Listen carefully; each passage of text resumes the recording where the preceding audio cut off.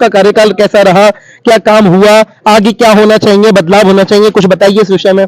देखिए, सरकार जो काम कर रही है मेरे हिसाब से बहुत अच्छा काम कर रही है, क्योंकि बीजेपी की सरकार ने जितना काम किया है, उन्होंने सेंटर से लेके अब तक जितना स्टेट वगैरह में काम किया, योगी जी ने इतना अच्छा अच्छा काम किया है, बहुत सराहनीय काम किया उन्होंने।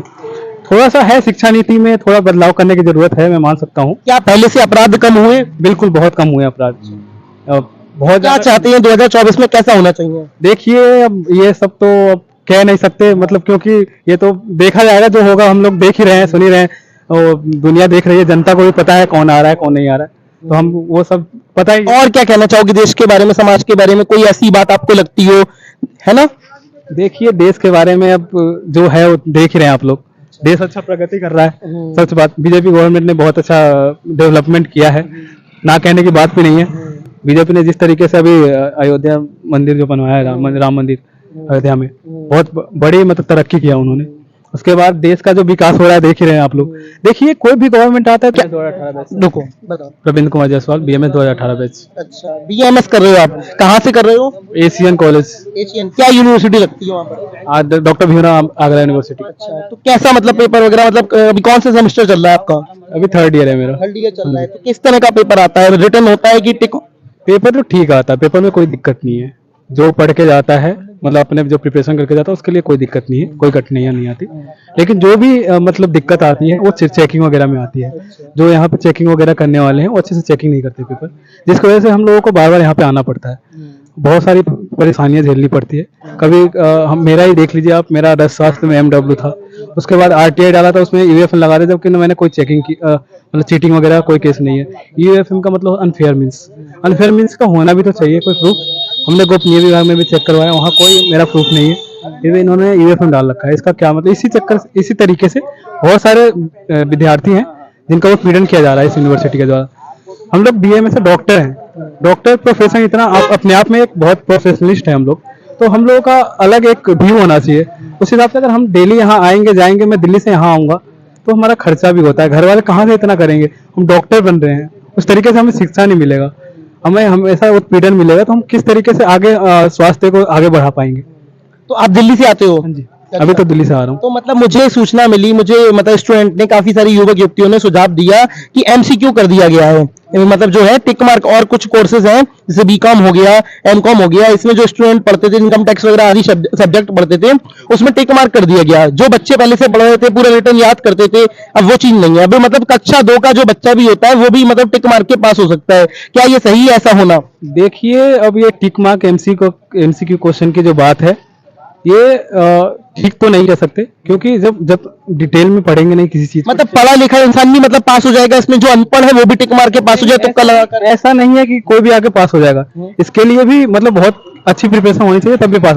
ये नीति खराब नहीं है, नीति अच्छी है, लेकिन उसके लिए देखिए मोटिव टैक्टिक जो है वो सरकार ने कुछ सोच के ही, नीति आयोग ने कुछ सोच के ही दिया होगा। पर इसमें सोचने वाली बात ये है ना कि मतलब जिस लाइन में क्या कहते हैं, जो बच्चा पढ़ लिख कर 2-2 साल पहले जिसने मतलब रातों रात को पढ़ाई करी, बड़े बड़े लंबे लंबे क्वेश्चन याद करे, अगले साल का जो व्यक्ति है वो केवल टिक मार्क कर रहा है और वो भी उसी नौकरी की लाइन में लगेगा, तो ये यहाँ तक सही नहीं लगता। देखिए, मुझे ऐसा नहीं लगता कि सही नहीं है, क्योंकि टिक मार्क करने का मतलब ये नहीं है कहीं से भी आ जाएगा, कोई भी टिक मार्क करके चला जाएगा। उसके लिए भी अच्छी प्रिपरेशन करने की जरूरत होती है, हर मतलब बुक के अंदर से मतलब अच्छे से प्रिपरेशन करने के बाद ही। देखिए, UPSC में भी टिक मार्क क्वेश्चन भी होता है, तो UPSC का ये मतलब नहीं होता कि वो ऊपर ऊपर से पढ़ के ही पास हो जाएगा। भैया मुझे लगता है, मतलब जो मुझे स्टूडेंट ने सुझाव दिया, इनकम टैक्स एक विषय है। इनकम टैक्स जो है सरकार, मतलब इनकम टैक्स भरता भी है इंसान जब अपना मतलब, अच्छा, तो इनकम टैक्स विषय है, काफी बड़ा विषय है इनकम टैक्स की जो बुक होती है वही काफी मोटी होती है।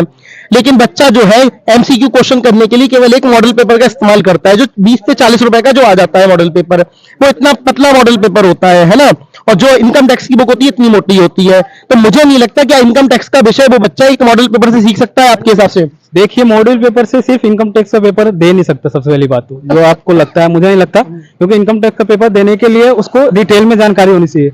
अरे मतलब, और पेपर MCQ आता है, इसका मतलब ये नहीं है कि वो डिटेल में नहीं होता। कुछ ही बच्चे होंगे जो पढ़ाई से प्यार करते होंगे, लगाव करते होंगे, वही लोग हैं डिटेल में पढ़ रहे होंगे, बाकी स्टूडेंट तो ऐसा नहीं कर रहे होंगे।